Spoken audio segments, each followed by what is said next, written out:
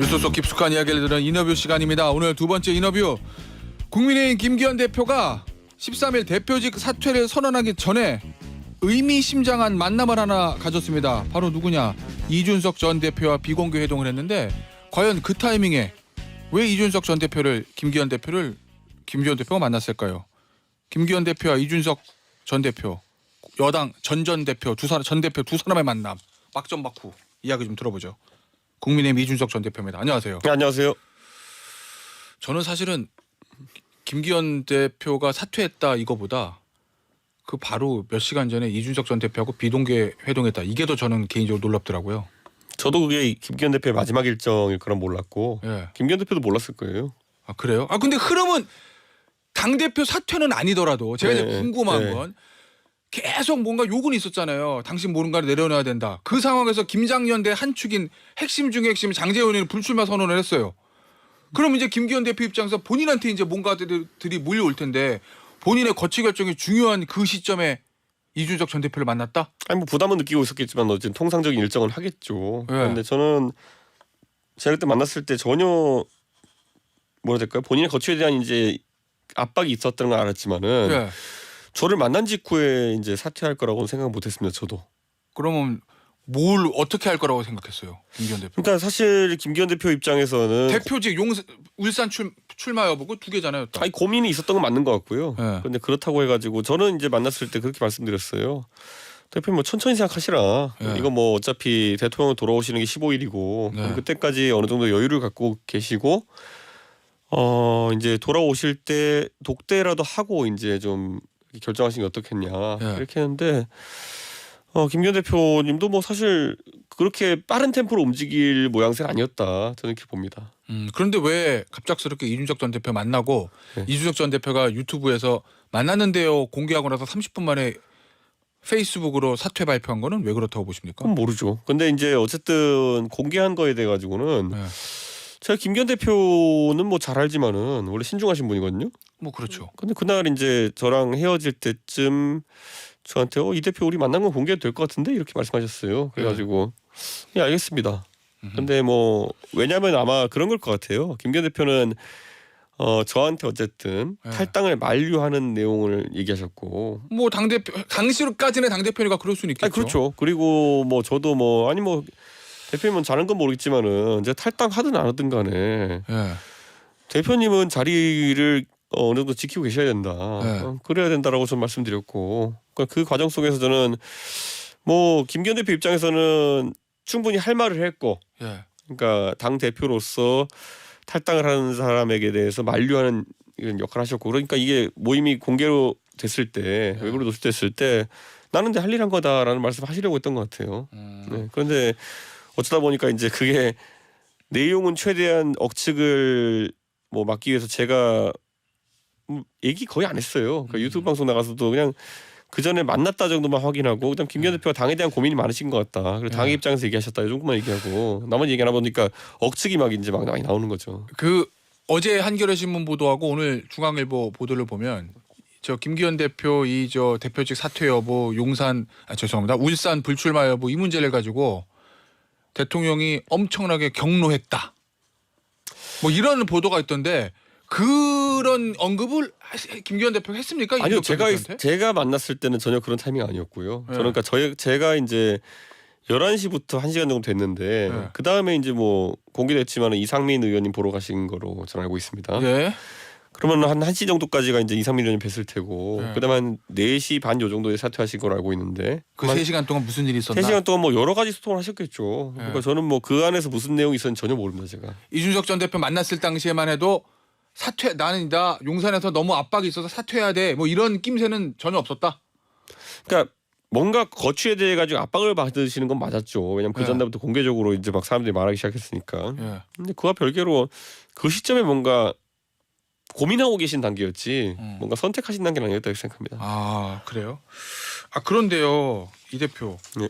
김기현 전 대표가 아주 건재할 때 네. 이준석 전 대표를 비공개 만났다 그러면 이준석 전 대표 탈당을 막기 위해서 뭔가 현 대표가 움직이는구나 뭐 이렇게 생각했을 텐데 당시 시점상 뭐 그런 일각의 관측도 있는 것 같아요. 언론 보도를 보면 혹시 김기현 전 대표가 이준석 전 대표와 만남과의 어떤 연대 이거를 레버리지로 좀 보여주려는 거 아니냐. 나에겐 이런 카드도 있어요. 나 찍어내면 이준석 전 대표와 함께 갈 수도 있어요. 이걸 좀 저 용산이나 이쪽에 보여주기 위해서 만나는 게 아니냐라는 일각의 관측도 있는데 그건 억지입니까? 김기현 대표를 진짜 모르는 사람들이 하는 얘기고요. 아 그래요? 만약에 그런 게 조금의 낌새가 됐으면 제가 오히려 그런 건 하지 마시라고 했을 겁니다. 왜요? 왜냐면 그거는 이준석 전 대표한테 나쁜 카드는 아니잖아요. 아니 오해사기 딱 좋은 내용이고 네. 뭐 저랑 김기현 대표랑 뭐 하루 이틀 된 것도 아니고 대표 원내대표 했을 때는 서로 뭐 일도 같이 많이 했고 이런 건데 저는 김기현 대표가 그렇게 가볍게 움직였다고 보지는 않습니다. 그리고 무엇보다도 김기현 대표 입장에서는 뭐 다소 그런 압박이라는 게 불편하게 느껴질 수는 있겠지만은 저를 만났을 때까지만 하더라도 저는 당 대표로서의 책무를 다한다는 생각이 강했다 이렇게 봅니다.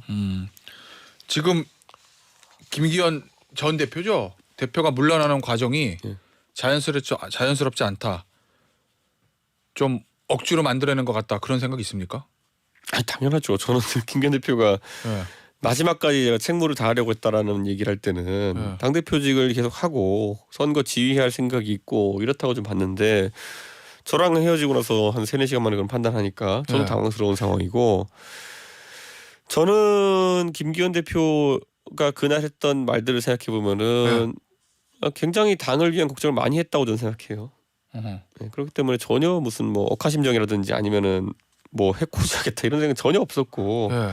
아니면 내가 뭐 이렇게 할 수 있다 과시하겠다 이런 것도 아니고 굉장히 지금 그래서 저는 김기현 대표 물론 어제 제가 페이스북에 글도 썼지만은 네. 물러나시고 나가지고 아니 어떻게 만 하루가 되는 동안에 그 김기현 대표를 따랐던 수많은 초선 의원들 이런 사람들 어떻게 김기현 대표한테 수고하셨다 고생하셨다 한마디도 없이 다들 숨죽이고 있거나 아니면은 또 중진들은 비대위원장 누구 하나 싶어가지고 이제 거기에 이제 올인을 싸우고 있거나 네. 이게 말이 안 되는 생각했거든요. 이게 정치라는 게 너무 비정해지면 안 되는 게 김기현 대표 이번 주 월요일까지만 하더라도 뭐 초선 의원들 이런 사람이 텔레그램 단톡방에서 김기현 대표 옹위한다고 이렇게 막 문자 보내고 이런 게 기사 났었거든요. 뭐 그랬죠. 그러더니만 이제 고작 이제 수요일 목요일 되니까 바로 김기현 대표에 대해서 옹위하는 분위기도 사라지고 용산 눈치만 보는 거죠. 저는 이게 당의 위기의 근본이라고 봅니다. 김기현 대표 잘못한 것보다는요. 네. 저런 식으로 조변석계라고 하죠. 아침 다르고 저녁 다르고 한 사람들. 네. 이게 당의 의원들의 주류라는 게 가장 큰 문제라고 생각합니다. 혹시 지금 여당이 국민의힘이 저 윤석열 대통령이 집권하고 나서 여당 대표가 2명 다 지금 임기를 채우지 못하고 예. 저 물러나는 상황입니다. 공교롭게도 그 2명의 대표는 네. 대선 때 당을 승리로 이끌었던 네. 투톱이고요. 예. 혹시 본인이 밀려나는 과정이 이번에 김기현 대표가 물러나는 과정 오버랩돼서 좀 동병상련 이런 거 좀 느낍니까? 저는 더 과격했죠. 저조차 물론 낸다고 그렇긴 난리할 땐 더 다이나믹했는데 예. 적어도 그 얘기는 드리고 싶어요. 이기는 법을 알고 있는 사람들이라고 한다면 이긴 경험이 있는 사람들 겁니다. 예. 그런데 제가 어제도 썼지만 제가 대표할 때 김기현 대표가 원내대표 하셨고 사실 제가 밖에서 일을 이렇게 막 많이 할 수 있었던 거는 원내대표였던 김기현 대표가 굉장히 서포트를 많이 했기 때문이거든요. 예. 그런데 굳이 말하자면은 그 승리의 경험과 승리의 과정을 알고 있는 두 사람이 전부 다 대표를 하다가 이제 물러났다는 거는 예. 이제는 승리의 경험이 없는 사람들이 이제 대표를 할 거거든요. 자, 이거는 말이 안 되는 겁니다. 이거는. 이준석 전 대표가 본인이 대표직을 좀 물러나가 됐을 때 네. 그 얘기 많이 하긴 했어요. 인터뷰에서도. 대선과 지선을 승리로 다 이끌었는데 밀어냈다. 자, 그런데 김기현 원내대표는 원내대표 때는 그렇다 치더라도 당대표 대선은 가장 중요한 선거에는 하나인 보궐선거 졌잖아요. 그럼 어느 정도 책임을 물어야 되는 거 아니에요? 그 강서 보궐선거를 김기현 대표 때문에 졌다고 생각하는 사람이 몇 명 되겠습니까? 결국에는 사면이라는 걸 김기현 대표가 결정했겠습니까? 그다음 후보 내는 걸 김기현 대표가 결정했다고 하는 사람은 없어요. 그러니까 저는 김기현 대표는 어쨌든 승리의 방법을 그래도 알고 있는 분인데 자기 뜻대로 펼치지 못했던 그 상황이 있었던 것 같고 저는 지금 시점에 만약에 용산에서 착각해가지고 용산의 뜻을 관철할 사람을 또 비대위원장으로 내보낸다 그렇게 하면요 당의 구성원들이 신뢰는 안 할 겁니다. 그 비대위원장 얘기는 좀 차차 좀 해보기로 하고 사실 이준석 대표가 기본적으로 김기현 대표에 대한 뭐 인간적인 신뢰가 있는 거는 제가 알고 있는데 이 강서구청장 보궐선거 끝나고 나서는 저랑 인터뷰 때 그 얘기했잖아요. 김기현 체제 못 간다. 2주면 비대위 뛸 거다. 2주 후면 끝이다. 뭐 이렇게 얘기했었잖아요. 네. 그냥 비판적으로 보다가 갑자기 이렇게 김기현 대표한테 좀 우호적으로 바뀐 이유는 뭐예요? 비판적으로 본 게 아니라 저는 현상을 평가한 거죠. 그러니까 네. 결국에는 김기현 대표가 못 버틸 거다. 왜냐하면 그 우리가 보통 희생양이라고 하죠. 네.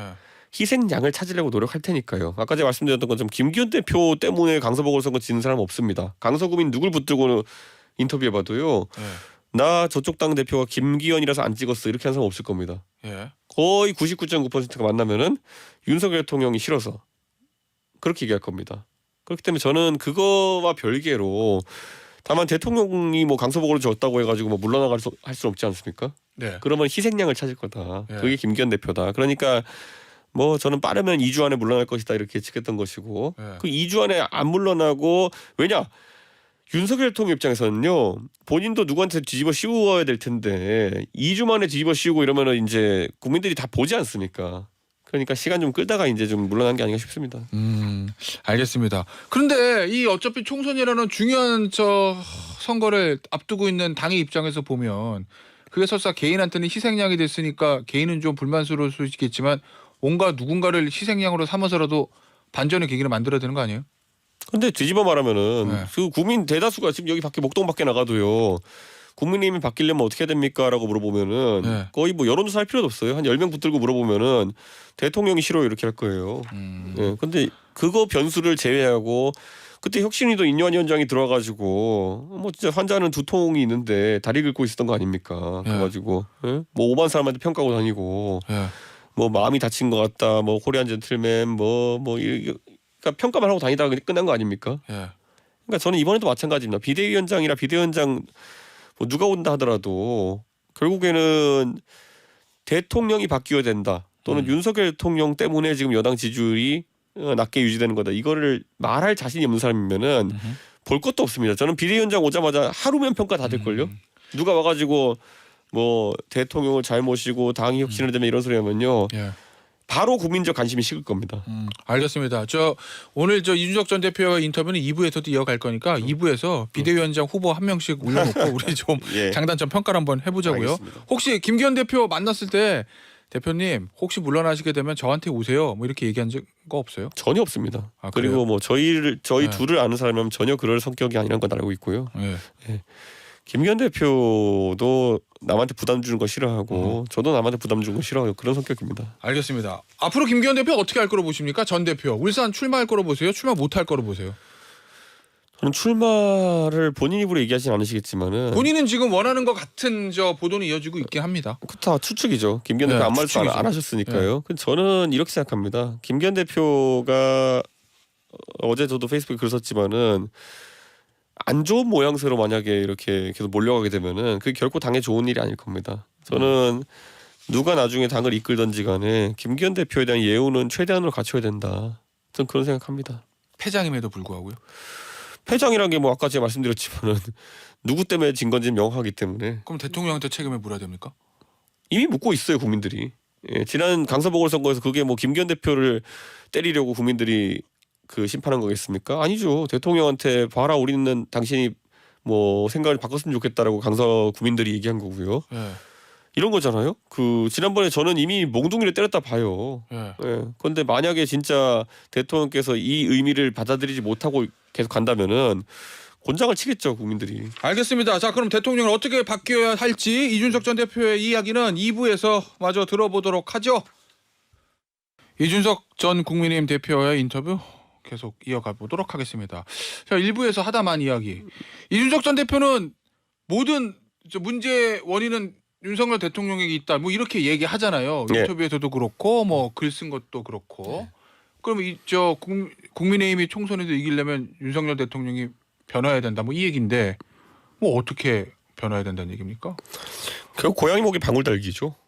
사람들이 이제 그래요? 방울 달려고 나서야 됩니다. 막 가는 동안에 이제 고양이가 핥히고 이렇게 하겠지만은 계속 달아야 돼요 방울을. 누가 달 수 있을까요? 뭐 용기 있는 사람이 달겠죠. 어떤 식으로 변화해야 된다고 보시는 거예요? 저는 지금 실타래 중에서 가장 다급하게 다가오는 것 중에 하나가 특검법 같은 거잖아요. 아, 연말에 있을 김건희 여사에 대한 특검법이요? 예. 그거 결단 빠르게 해야 됩니다. 제가 얼마 전에 페이스북 글도 썼지만은 특검법이라는 게 지금 대통령이 솔직히 저는 멍청이들 사이에 둘러싸여 있다 보는데 예. 일전에 어떤 보도가 나왔냐면은 특검법을 거부권 행사하면은 그때 이제 제2 요구가 되는데 예. 그러면은 3분의 2가 다시 포결하면은 특검법이 통과되게 돼 있어요. 뭐 그렇죠. 국회 돌아와서. 예. 근데 이 가능성을 이제 낮게 보고 네. 결국에는 공천 자르기 전에 표결하면은 배신표가 안 나오지 않겠느냐 네. 이런 생각 때문에 공천 과정을 늦춘다 이런 보도가 나오는데 물론 이거는 뭐 대통령실이나 당에서 부인하지만은 지금 이미 늦어지고 있어요. 예. 공천 절차가. 그런데 잘 생각해 보면요 특검법의 조항을 살펴보면요 헌법 53조에 이런 거부권에 대한 내용이 있고요. 그 재의결 시점을 임의로 할 수 있다 뭐 이거 말씀하시는 거죠? 제2결을 대통령은 15일 내로 판단해가지고 국회로 다시 네. 보내야 되는데 나머지 상정 시점은 정해져 있지 않습니다. 예. 무슨- 그럼 민주당은 최대한 늦출 수 있다. 민주당은 뭐 3월달에 할 수 있어요. 공천 네. 다 끝난 다음에. 예. 그러면은 지금 공천 잘린 분들 같은 경우에는 뭐 반란표가 나오는 건 둘째치고 국회 안 나온 분도 많아요. 그러면은 예. 집에서 그냥 TV 보시는 분도 많아요. 그러면 모수가 이제 줄어들게 되면은 그러면은 특검법 통과될 수 있다. 그러면 제일 대통령한테 모양 빠진 점은 뭐냐면은 거부권 행사하고 그걸 거꾸로 국회가 3분의 2 표결로 넣어가지고 통과되면은 대통령 그때 레임덕입니다.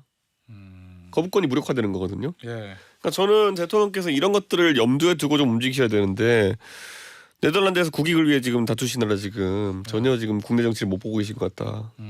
그럼 어떻게 해야 된다는 얘기예요, 대통령이? 그래서 전문가와 상의하시면 됩니다. 전문가 누구요? 뭐 본인, 아프면 이준석 전 대표요? 아프면 의사 예. 그리고 정치적으로 꼬이시면 정치적으로 좀 훈련이 계신 분들 네. 이렇게 되는데 지금 뭐 대통령의 정무참모 그러니까 정무를 총괄한 정무수석 자체가 정치를 해본 적이 없는 분 아닙니까? 아, 지금 정무수석이요? 아니 지금- 의원 경험은 없긴 하지만 원래 정치권에 오래 있던 사람. 에이 지금 정무수석은 뉴라이트계의 거두입니다. 뉴라이트 하시는데 거두지 정치를 하신 적이 없잖아요. 아, 그래요? 네. 예. 알겠습니다. 자, 지금 당이 지금 비대위를 꾸린다는 것 같은데 비대위원장 후보로 여러 사람이 함합해 오르고 있어요. 네. 이준석 전 대표가 봤을 때는 누가 될 것 같습니까? 화끈하게 인요한 가죠. 아, 왜요? 예? 왜요? 우선 재미는 있을 것 같아요. 아유, 재미가 중요한 건 아니잖아요. 예능 예. 캐릭터로는 인요한 위원장이 최고죠. 그렇습니까? 예. 예. 아니 지금 나오는 후보들 보면 원장관, 한장관, 인 위원장, 김한길 위원장 뭐 한 4명 정도 나오는데 거기다가 뭐 나경원 전 의원 얘기도 있긴 합니다만. 김한길 위원장 되면 왠지 그냥 그 터질 것 같습니다. 당이. 당이 터진다는 얘기는 분열된다? 그렇죠. 왜냐하면은 이게 네. 제가 대구 갔을 때 이제 뻐꾸기 탕란론을 얘기했었거든요. 예. 이게 보수 정당이라고 하는 곳에 자꾸 이제 뻐꾸기가 알을 낳고 가가지고 네. 보수가 뻐꾸기 키우고 있다 알을. 예. 근데 이게 농담이 아니라 진짜가 되는 거죠. 그러면은 어. 뻐꾸기 탕란이 되는 거죠. 예. 그 김한길 위원장이 민주당에서 오래 활동했던 사람이기 때문에 네. 보수 전통적 지지자들하고 의원들 사이에서 반감이 굉장히 셀 거다 이 얘기인 거죠. 그렇습니다. 그리고 저는 김한길 위원장이 뭐 전략적으로는 탁월한 식견을 갖춘 그런 원로 정치인지 모르겠으나 예. 보수 정당의 특성을 이해 못 하시고 있을 거라고 봅니다. 좀 달라요? 왜냐면 제가 이제 바른미래당 할 때도 보면은 네. 소위 국민의당 계열 또는 민주당 계열 인사들이 예. 뭐 굉장히 명민하시고 이렇게 또 정치적으로 굉장히 캐치가 빠르신 분들이 있는데 이분들이 보수 정당에 대한 이해가 약간 없으셔가지고 그때 바른미래당 내에서 갈등이 많았거든요. 예. 저는 김한길 대표 뭐 그런 어떤 정치적인 식견이나 아니면 능력 같은 건 탁월하시다 보지만은 예. 비대위원장은 아니다. 차라리 대통령의 어떤 정무참모 역할을 계속 하셔야 된다. 예. 이런 생각이고 그러면 중진들이 어제 모여가지고 비대위원장 고르는 걸 한다고 했는데 중진들끼리 못 고릅니다. 그거는. 왜요? 누가 골라요 그럼? 그러니까 왜냐하면 중진들은 딜레마에 좀 빠져 있거든요. 어떤 딜레마?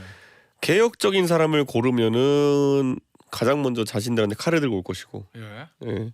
약간 덜 개혁적인 사람을 고르면은 선거 못 이길 것이고 예. 이 안에서 고민이 많으실 겁니다. 이거는 오히려 좀 권위자가 설정을 해줘야 되는 건데 그러면 대통령밖에 없는데 권위자라고 하면? 실제로 그렇게 되겠죠. 근데 대통령께서도 반대로 이제 선거에 대한 컨셉 자체가 어떤지 저는 지금 대통령이 선거에 대해서 명확 컨셉 잡고 계시면 이렇게 갈 수는 없는데 예. 저는 지금 되게 혼란스러운 상태다. 그러면 그 얘기는 윤석열 대통령도 이 총선을 어떻게 치러낼지 아무런 컨셉과 계획이 없다? 그 얘기예요? 뭐 여러 참모들이 보고하겠지만은 대통령께서 뭐 그 당신께서는 이제 대통령 선거 되셨지만은 예. 총선이나 지선은 유형이 완전 다른 선거거든요. 뭐 좀 그렇긴 하죠. 근데 그런 것들을 경험 안 해보셨기 때문에 좀 혼란이 있을 수 있다 이렇게 봅니다. 알겠습니다. 인유한 위원장은 어때요? 아 예능 캐릭터는 최고라니까요. 아, 그 비대위원장으로요. 근데 일각에서는 뭐 긍정적으로 보는 시각도 있는 것 같더라고요. 어제자 조선일보에는 뭐 인현위원장 유력하다 이렇게. 그러니까 예능 캐릭터로 했던데. 좋다는 거는 예. 그 관심을 끌 겁니다. 국민들의. 예, 인현 위원장이 뭐 회의 주도하고 이렇게 하면은 신선하고 또 재미있는 있을 겁니다. 예. 그런데 그거만 또 가가지고 이제 비대위원장 받을지는 뻔하거든요. 윤석열 대통령이 바뀌어야 되는데 어떻게 생각하십니까? 그랬는데 또 거기다 대놓고 나는 아랫목의 도덕을 배웠기 때문에 나라님한테 뭘 할 수 없다. 이래버리면 끝나는 겁니다. 재미는 있죠 그 얘기가. 근데 예. 뭐 어쩌라는 겁니까 그러면은. 알겠습니다. 자 그러면 결국 이제 두 명의 장관 원희룡 장관하고 한동훈 장관한테 또 이제 시선이 모아지는데 한동훈 장관은 어떻습니까? 한 장관은 저는 좀 우려가 있을 거라 봅니다. 왜냐하면 비대위원장이 되게 되면 제가 한 1년 전쯤에 이제 여기 정치쇼 나와가지고 반농담으로 예. 한 장관이 의외로 그 황교안 대표랑 스펙이 비슷한 게 많다. 예. 예, 학교 나온 곳만 다르고 나머지는 다 비슷하다. 예. 젊은 법무부 장관 그리고 뭐 준수한 외모와 또 좋은 이런 지적 능력 예. 이런 걸 바탕으로 보수층의 지지는 받겠지만은 그 황교안 대표도 사실 그 당시에 보수가 내놓을 수 있는 최고의 카드였는데 네. 속절없이 무너졌잖아요. 총선에서. 그런 것처럼 한동훈 장관도 총선의 역할을 이제 하게 되면 특히 지휘관 역할을 하게 되면은 예. 자기 희생을 요구받을 것이고 예. 뭐 한 거 아무것도 없으면 자기 희생 요구할 겁니다. 그러니까 속된 말로 험지 출마 같은 거 요구받을 예. 테고 그다음 많은 사람을 지금 속아내야 되는 선거입니다. 그렇죠. 정치 이력의 첫 번째 이력을 누구 속아내는 거로 해가지고는 잘 되기 어렵습니다. 적이 많아진다. 적이 많아지죠. 어허. 지금 내가 아까 말했던 것처럼 한동훈 장관이 가서 본인이 개혁성을 드러내기 위해 중진을 쳐내고 이런 역할을 하게 되면요. 예. 굉장히 적을 많이 만들 거고요. 그거 그거 안 쳐낼 수도 없고. 안 하면은 선거 지는 거고 뭐 이런 상황에 놓이면은 피해가야 됩니다. 그거는. 그러면 그거는 원장관도 똑같지 않아요? 아니 원장관은 정치를 하던 사람이니까 좀 나아. 원장은 정치에서 뭐 달고 다른 분이기 때문에 예. 원장관은 이미 정치인들 사이에서 은원 관계가 좀 있습니다. 아뭐 오래 했으니까 뭐 그럴 수는 있겠죠. 그렇죠. 뭐 원장을 네. 싫어하는 사람이 많지는 않습니다만은 네. 그래도 원장관님은 당에서 이력이 있기 때문에 사람들이 예측 가능한 이런 카드를 볼 텐데 한동훈 장관은 좀 고생할 거고요. 네. 저는 한동훈 장관 입장에서는 지난번에 국회 잠깐 왔을 때 본인은 의총 가가지고 나는 멋있게 이민법이나 이민청 얘기하는 그런 멋진 사람이야를 하고 싶었는데 네. 바로 문 밖에 나서자 기자들이 뭘 물어봅니까? 김건희 여사에 대한 여러 가지 의혹이나 이런 것들 물어보지 않습니까? 그때 한동훈 장관이 뭐 회피는 잘했지만은 그게 회피도 하루 이틀이지. 그때는 국회 잠깐 온 법무부 장관이가 회피가 됐던 거지. 네. 비대위원장이나 아니면 이번 선거에 핵심 역할을 하게 되면은 네. 방문 걸어 나갈 때마다 물어볼 거예요. 뭐 그럴 수는 있겠죠. 예, 특검법 어떻게 됩니까? 김건희 여사 뭐 이거 의혹 어떻게 됩니까? 물어볼 텐데 저는 그 한동훈 장관이 너무 어려운 길이다 그거는. 그럼 한동훈 장관 뭐 해야 돼요 총선 때? 법무부 장관 계속해요? 아니면 뭐 출마해요? 저는 지금 봤을 때 한동훈 장관이 출마를 한다고 했으면은 결국에는 험지 돌파 모델밖에 없지 않나 싶거든요. 그래요? 왜냐하면 이게 지원 유세라는 게 사람들 쉽게 얘기하지고 뭐 비례 나가가지고 아니면 강남 나가가지고 전국을 돌면서 유세해라 이러는데 첫째로는 비례는 연동형이 못 나가고요. 예. 그리고 강남 나가서 유세하는 거는요. 예. 강남 나가는 순간 많은 사람들이 그 한동훈 장관이 좀 쉬운 선택했다고 볼 겁니다. 그러면 유세가 좀 힘을 안 받아요. 예. 예, 전 그렇기 때문에 그러니까 많은 사람들이 실제 존재하지 않는 시나리오 가지고 이제 한 장관은 조언을 할 텐데 한 장관에게 총선에서 유의미하게 뛰어들 수 있는 유일한 시나리오는 서울 뭐 강북권까지는 아니겠지만은 서울에서 그래도 닭빙 열세 정도 되는 지역에 가가지고 그 극복해내는 모습.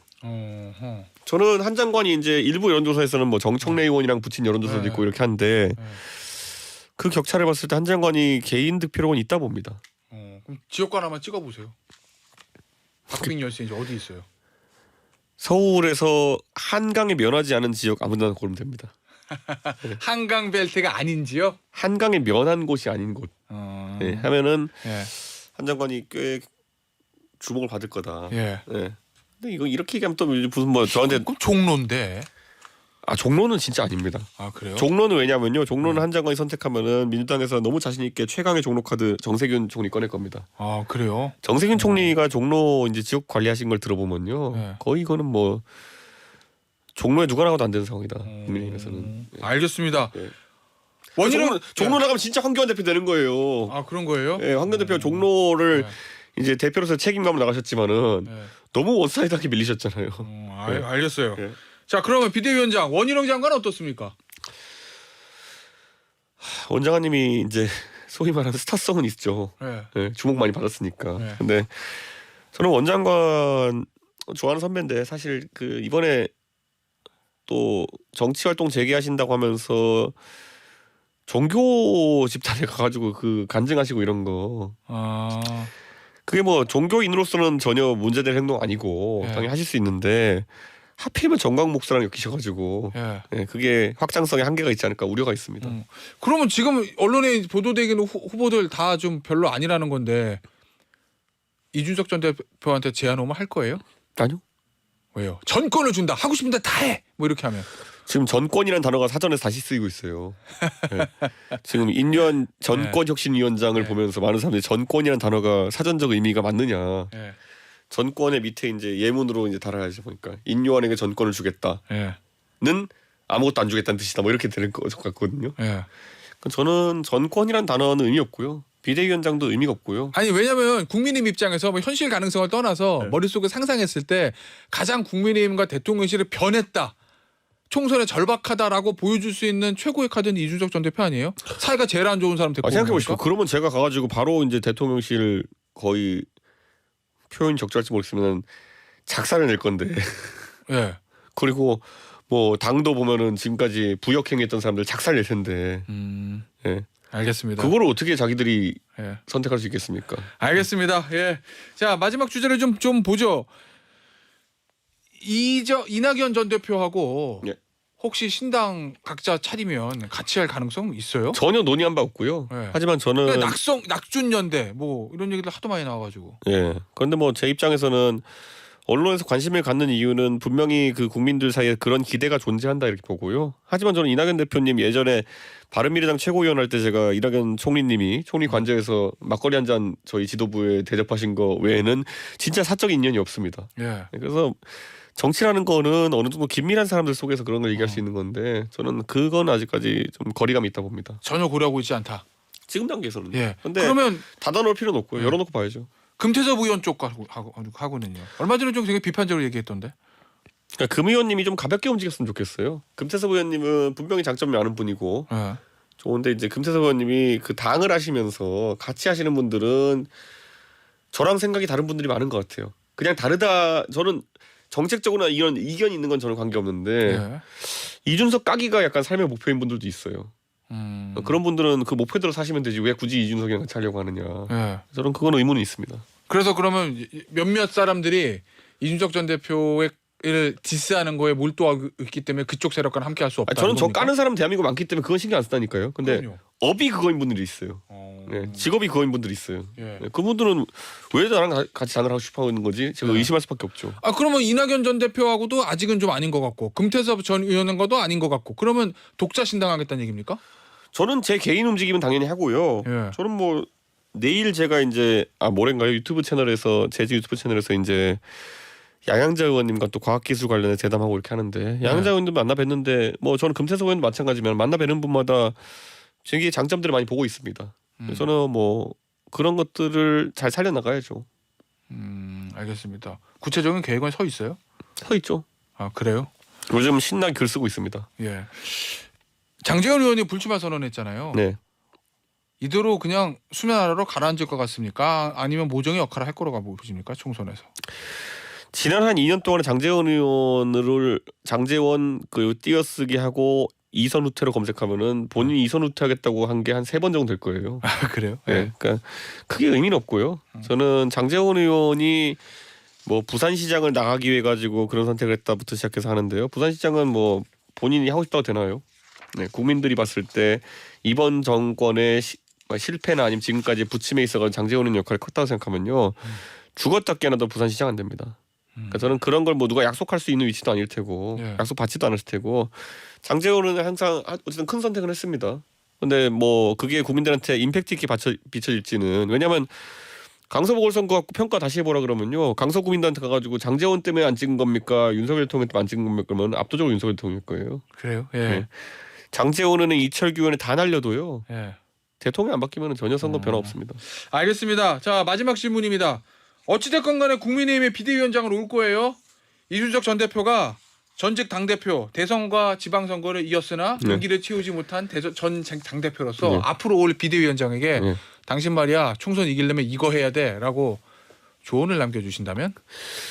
비대위원장을 하신 것 자체가 정무적 판단이 안 되시는 분인 것 같은데 최대한 뭐랄까요 차별화를 시도해라. 누구랑요? 대통령이랑. 그럼 대통령이랑 지금 뭐 임기 2년 만 2년도 안 채웠는데 따로 가야 된다 이 얘기예요? 그럼 같이 가가지고 죽을 겁니까? 뭐 제가 말했던 건 비대위원장 할 정도면 정무감각이 굉장히 떨어지는 분인데 예. 그러면은 이제 그 상황에서 어떻게든 버티시려면은 차별화해라. 그 얘기는 누가 와서 뭐래도 국민의힘 힘들 거다 이 얘기입니까? 차별화하면 되죠. 그 차별화의 수준이 제가 궁금한 건 차별화의 수준이 대통령한테 진언해서 대통령의 변화를 이끌고 그게 아니라 그 선을 넘어서는 얘기를 좀 하는 것 같아서 차별화라는 얘기는. 넘어서는 정도가 아니라 대통령이랑 뭐 푸닥거리 할 생각해야죠. 구체적으로 좀 말씀 좀 해주세요. 아니 저 대선 때 하는 거 못 봤어요? 저 대선 때 보면 대통령한테 말해가지고 될 것 같으면 제가 그랬겠습니까? 당의 비대위원장이라는 거는 당이 이기기 위해서 당의 후보가 이기기 위해서 뭐든지 해야 되는 거고요. 그러면은 대통령이 뭐라 하든 간에 푸닥거리 해가지고 당은 올바른 길로 가야 되는 겁니다. 저 대선 때 보면요. 저라고 무슨 뭐 사회성이 결여된 인물이라 가지고 대통령한테 이것저것 해라 이렇게 얘기했습니까? 그거 아무것도 안 하면 지니까 그런 거예요. 이제 와서 많은 국민들이 알 겁니다. 이준석이 별난 인간인지 아니면은 대통령께서 진짜 별나신지는 다 이제 보고 있을 거거든요. 아니 비대위원장 할 정도로 정무감각이 없다 하더라도 어쨌든 맡았으면요. 예. 어떻게든 이겨야죠. 그러면은 푸닥거리 해야 될 겁니다. 그 얘기는 대통령과 결별할 각오를 하고 들어와라 뭐 이런 얘기인가요? 예전에 제가 비대위원 처음 했을 때가 12년 전에 네. 박근혜 비대위를 했을 때인데요. 2012년. 네, 2011년. 11년 만에. 11년 말에 처음 했을 때인데 그때 놀라울 정도로 박근혜 비대위는 이명박 대통령과의 차별화를 잘했습니다. 예. 그때 멤버가 뭐 박근혜, 이준석, 김종인 말할 것도 없죠. 그때는 대선 1년 남았을 때고 지금은 3년이나 남았는데.